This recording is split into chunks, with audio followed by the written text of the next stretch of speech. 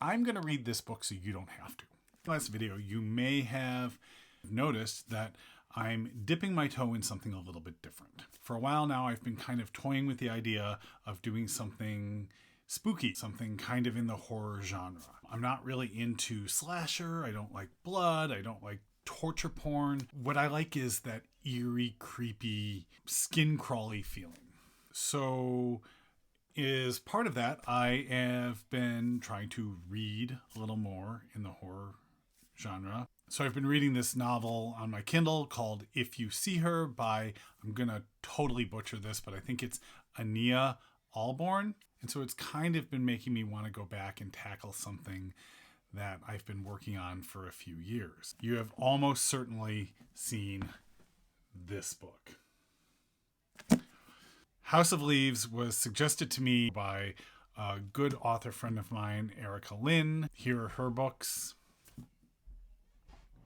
Anyway, she told me that I should read this, that it kept her up at night, that she couldn't sleep, that it gave her nightmares. If you have read this book, tell me how. I mean, for real. If you haven't read this book, but you know anything about it, it is dense and it is difficult and it is designed to be that way to make you uncomfortable. It is a sort of pseudo haunted house book, but it's got pages like this. Okay? It's got footnotes, and then the footnotes sometimes go on for pages, and sometimes the footnotes have footnotes. It's about a manuscript that was written by a crazy person, and it's about the person who finds this manuscript reading it and going crazy reading. It's crazy. In 10 years, I've gotten this deep into it.